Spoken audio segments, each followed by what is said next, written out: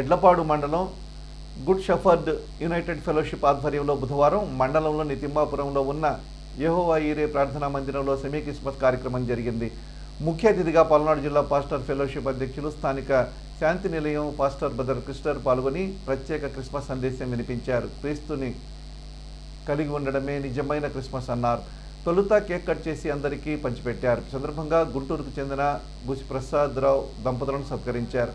కార్యక్రమంలో ఫెలోషిప్ అధ్యక్షులు ప్రత్తిపాటి ఎలీషా, కార్యదర్శి ఇమ్మానియలు, ప్రత్తిపాటి యోహాను, ట్రెజరర్ అల్లడి కరుణానిధి, జీవన్ పాల్, మండలంలోని అన్ని గ్రామాలకు చెందిన పాస్టర్లు, విశ్వాసులు పాల్గొన్నారు.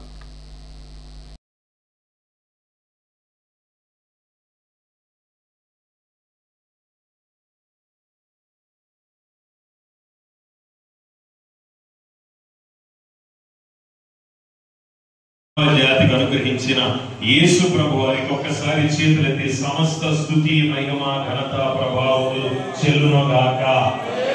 హల్లెలూయా. మానవ జాతందరికీ యేసు శాంతి కలుగునుగాక. యేసయ్య ద్వారా క్షమాపణ కలుగునుగాక.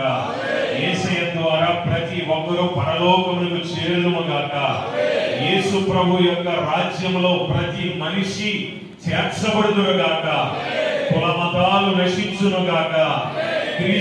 ఇది కులము కాదు, మతము కాదు, మానవ జాతి అంతట్లో ఒకటే పరిశుద్ధుడు. ఆయన యేసు. ఆ పరిశుద్ధత వలె మనం కూడా పరిశుద్ధులు.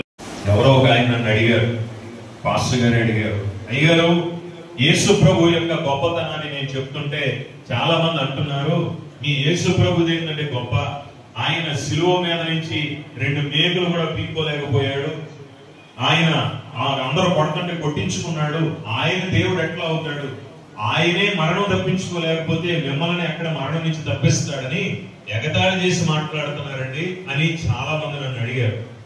నేను అన్నాను, నువ్వు బైబిల్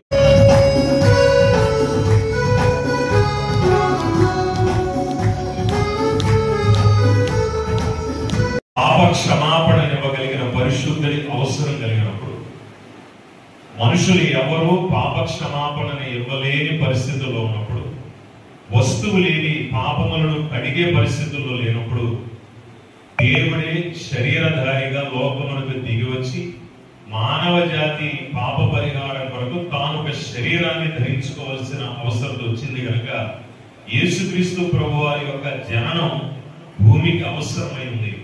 అంచేత ఆయన మానవ జాతిలోనే పుట్టడానికి కారణం మానవుని యొక్క పాప పరిహారం కొరకు మానవుని రక్తము వలె ఆయన కూడా రక్తమాంసము గలవాడే ఉండాలి కాబట్టి మనిషిలాగా పుట్టాడు. కానీ ఆయన మానవుడు కాదు, మానవ ఆకారాన్ని ధరించిన పరమాత్ముడు. అందుకనే బైబిల్ చెప్తుంది, ఆత్మ శరీరాన్ని ధరించుకొని వచ్చింది. మరలా శరీరాన్ని విడిచి ఆ అక్షయమైన దేహంతో ఆయన ఈ లోకం నుంచి వెళ్ళిపోయాడు. ఆ శరీరం రూపాంతరం చెందినట్లే మానవ జాతి అంతా రూపాంతరం చెందడం ఎలాగో యేసు ప్రభువారు మానవ జాతికి నేర్పించాడు. యేసు ప్రభువారు అంటే మతము కాదు, యేసు ప్రభువారిని అనుసరించే వారికి కులము లేదు.